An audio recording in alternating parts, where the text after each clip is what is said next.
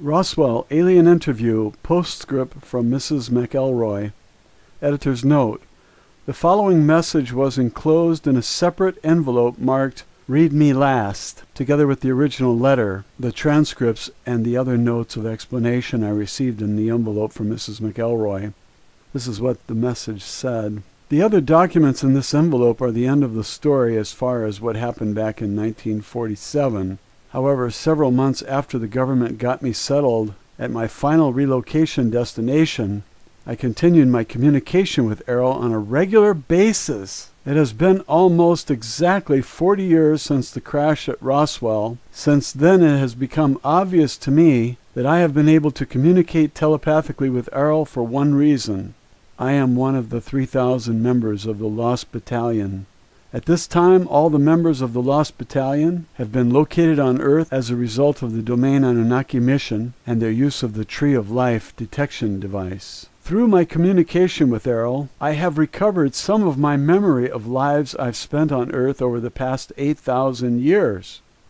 Most of these memories are not especially important compared to the long backtrack of events, but it has been a necessary stepping stone to regaining my awareness and ability as an ISB. I can also remember some dim patches of my life in the Domain Expeditionary Force. I was a nurse there too. For the most part, I've been a nurse over and over and over again down through the ages. I stick with being a nurse because it's familiar to me, and I enjoy the work of helping people, as well as the members of the race of biological beings in the domain whose bodies look more like insects than mammals, especially their hands. Even doll bodies need some repair once in a while, too. As I remember more about my past, I realize that the rest of my life is in the future. Eternity is not just in the past, eternity is in the future. At this point, I'm still not able to fully return to the domain. I am sentenced to eternal imprisonment like all other ISBs in the living hell called Earth, until we can disable the old Empire force screens. Because I won't keep my biological body much longer now, I am intensely aware that very soon I will be recycled through the amnesia process of the old Empire and stuck back into another baby body to start all over again without any memory of what went before. As you know, members of the Domain Expeditionary Force have been working to solve this problem for thousands of years. Airl said that even though the Domain has located all of the Lost Battalion officers and crew, the success of freeing them depends on the ISBs who are already on Earth. The Domain Central Command cannot authorize any personnel or resources at this time to conduct a rescue mission, as this is not the primary mission of the Domain Expeditionary Force in this galaxy. So if ISBs on Earth are going to escape from this prison, it will have to be an inside job, so to speak. The inmates will have to figure out how to get themselves out. Various methods of recovering the memory and ability of the ISBs have been developed over the past 10,000 years on Earth, but none have proven to be consistently effective so far. Airl mentioned that the most significant breakthrough was made by Gautama Siddhartha about 2,500 years ago. However, the original teachings and techniques taught by the Buddha have been altered or lost over the millennia since then. The practical techniques of this philosophy were perverted into robotic religious rituals by priests as a self-serving instrument of control or slavery. However, another major advance occurred recently. An acquaintance of the commanding officer of the Domain Expeditionary Force space station is an ISB who had once been an important engineer and officer in the old Empire space fleet.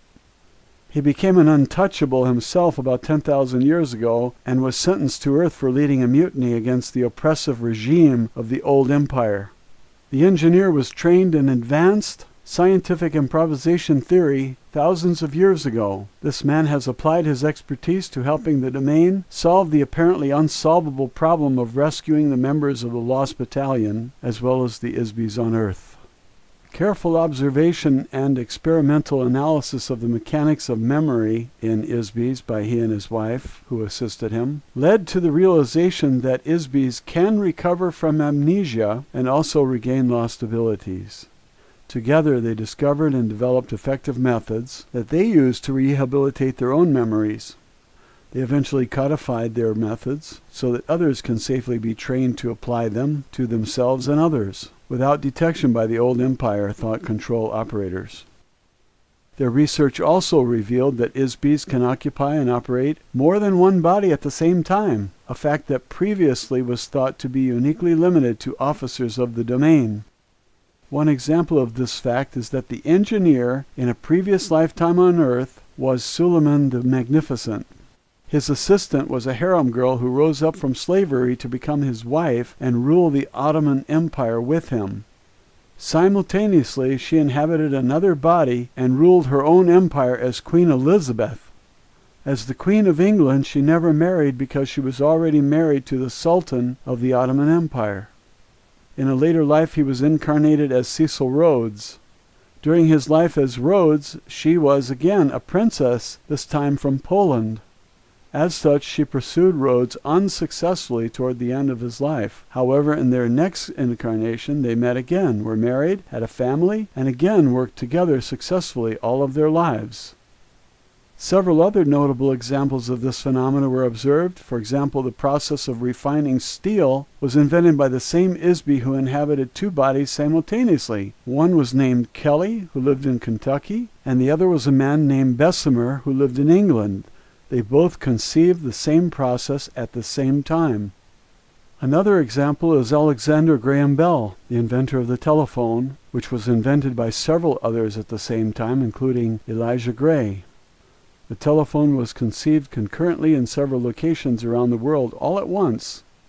This was a single ISB of such tremendous energy and ability that he was able to operate several bodies in several different locations while conducting complex research work. Thanks to these revelations, the domain has been able to return some of ISBs of the Lost Battalion to active duty on a limited part-time basis. For example, two young girls who occupy biological bodies on Earth now are at the same time working as active members of the Domain Expeditionary Force on the Asteroid Space Station as operators of a communication switchboard. These operators relay messages between the Domain Expeditionary Force and the Domain Command Headquarters. Recently, I myself have been able to resume some of my own duties for the Domain Expeditionary Force while continuing to live on Earth. This is not an easy task, however, and can only be done while my biological body is sleeping. It makes me very, very happy to know that we may not have to stay on Earth forever. There is hope of escape not just for the Lost Battalion, but for many other ISBs on Earth. However, all ISBs could be helped to become more aware of the actual situation on Earth through the information in this envelope. This is why I sent these letters and transcripts to you. I want you to get these documents published. I want ISBs on Earth to have a chance to find out what is really happening on Earth.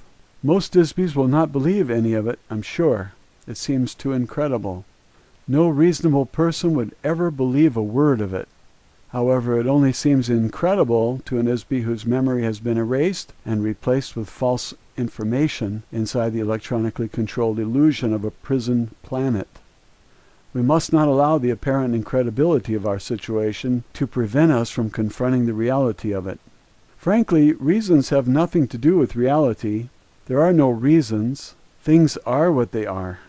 If we don't face the facts of our situation, we're going to stay under the thumb of the old empire forever. The biggest weapon the old empire has left now is our ignorance of what they were doing to all the ISBs on Earth. Disbelief and secrecy are the most effective weapons they have. The government agencies that classify the enclosed transcripts as top secret are run by ISBs who are nothing more than mindless automations covertly ordered through the hypnotic commands given by the old empire prison operators. They are the unknowing slaves of unseen slave masters, and all the more enslaved by their willingness to be slaves. Most of the ISBs on Earth are good, honest, able beings, artists, managers, geniuses, freethinkers, and revolutionaries who have harmed no one, really. They are no threat to anyone except the criminals who have imprisoned them. They must find out about the old empire amnesia and hypnosis operation. They must remember their own past lives. The only way this will ever happen is to communicate, coordinate, and fight back. We have to tell other people, and they have to discuss it openly with each other. Communication is the only effective weapon against secrecy and oppression. This is why I'm asking you to tell this story. Please share these transcripts with as many people as you can. If the people of Earth are told what is really going on here, perhaps they will begin to remember who they are and where they came from. For now we can begin our own release and rescue with words. We can be free again. We can be ourselves again. Perhaps I will meet you in person, with or without a body, somewhere in our eternal future. Good luck to all of us. Matilda O'Donnell MacElroy. End of Mrs. MacElroy documents. Lost Battalion.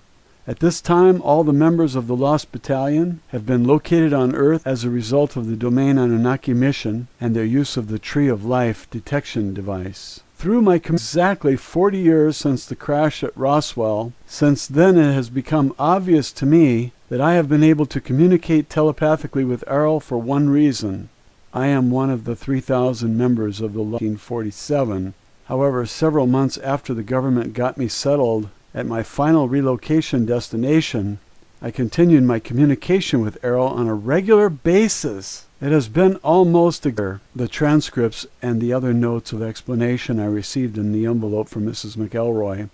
This is what the message said. The other documents in this envelope are the end of the story as far as what happened back in 19... Roswell, alien interview, postscript from Mrs. MacElroy. Editor's note. The following message was enclosed in a separate envelope marked "Read Me Last," together with the original letter.